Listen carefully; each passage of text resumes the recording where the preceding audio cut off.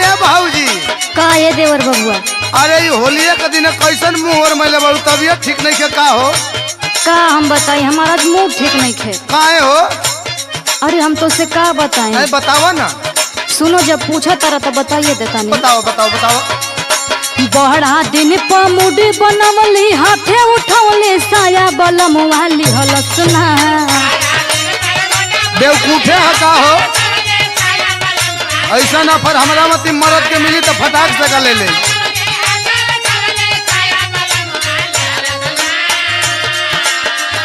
सुनो तारा ना देवर बबुआ हाँ हाँ बड़ा दिन पर मुड़ी बनवली हाथे उठवले साया बलम वाली हलसना बलम वाली हलसना हमारा ऊपर लागल ना ओकरा माया बलम वाली हलसना कहाँ बताएं एकदम परेशान बनी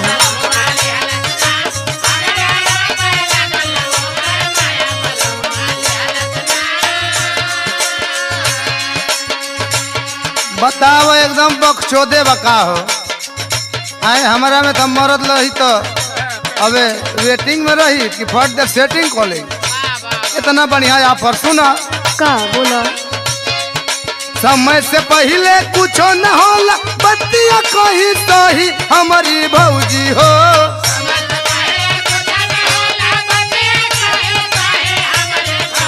लागत है कि अभी बात तो बुझत नहीं खो कुल बुझता नहीं सुना हमार बात समय से पहले कुछो न होला बतिया कही तो ही हमारी भौजी हो का हमारी भौजी हो बिना जोरन के जामीन कबहू तो ही हमारी भौजी हो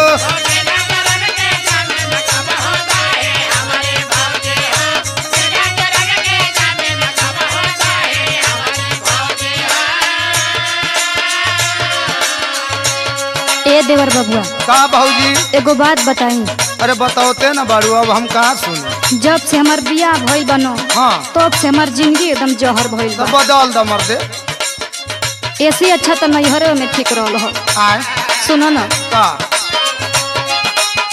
देह ना जुड़ाइल कबो एकरा से मिल के अरे तो कबो दाएं बाएं झाँक लेवल करो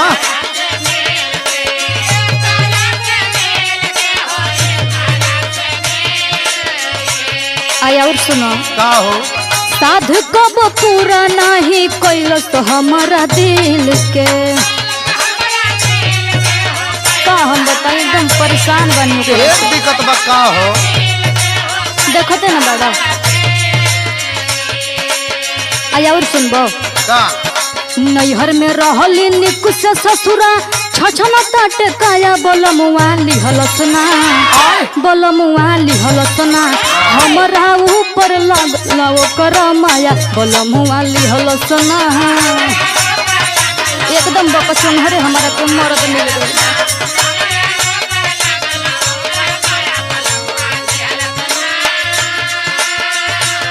कहो भौजी का ये देवर बबुआ तो तू अपने हाथ उठौलू लेबे ना कैलस अब हम तुमसे का बताएं लेकिन देखो हमसे कह दिलू और कोई से मत कही अच्छा जानता रू काहे काहे हो मर्द के ऐसे जानी कह रही न सलहटी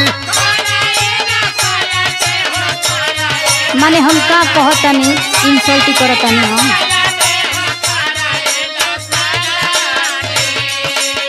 भरी जहिए मोबिल कतही मार दी पलटी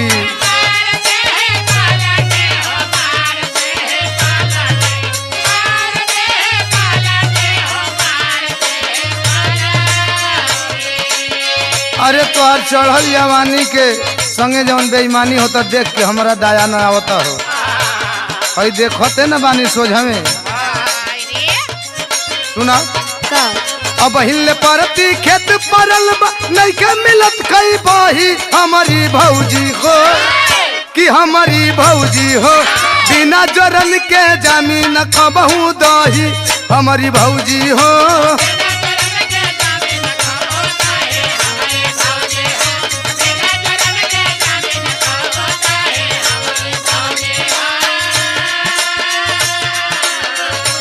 हो देवर बबुआ का भौजी? हम का कहतनी तू कहाँ लेके बात के जाता रहो? नहीं हम बात सही जगह सटावतनी। अच्छा तू सही कहता रहो। हाँ हो। सुनो सुनो का नहीं बुझत बात काहे एने ओने जाला। एकदम हम जगह पे बानी तो दूर जगह देख के बिना पहले जान जाए। बुझतनी कितना सही जगह पर जाता रहो। हाँ होली के बुझावल हवे कहे घबराला। अच्छा जवन सोझा लौको तो मैं बुझावल का बुझे के बा?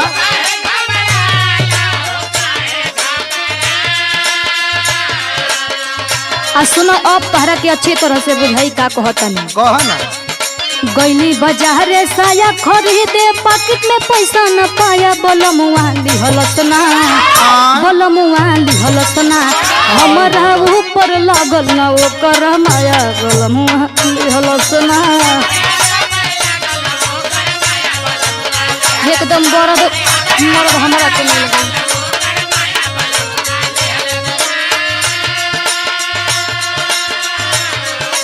अब बुझा दिल का कहतनी। अरे अब कहते बाड़ू मर्दवा तू 10-15 मिनट ला हमके चुतिया बनावत तारू। अच्छा अब ले तो हम कितना बहुजाइन के रंगले रहती। बताओ पिछुआ गेली तोहरे चलते। अब यह कुल कहब सुन का होली के बुझावल तार पड़ गइल महंगा। अच्छा अपन हम दुख बतावत नहीं तरह के काम महंगा पड़ गई हो। अरे हम का जानत नहीं कि अपन साया उठाओ तरु की दुकानी पर का साया उठाओ तरु। डाल हटावा सफलौ के चोली लहंगा। हाँ तो तू तो लागत रहा कि नहीं से बेसी बड़ा। साचो हम दूसरे बुझतनी हो। देवा कभी अखिलेश से मिलबू डलवाईबू कही कही हमारी भौजी हो कि हमारी भौजी हो। बिना जोरन के जमीन कबहू दही हमारी भौजी हो।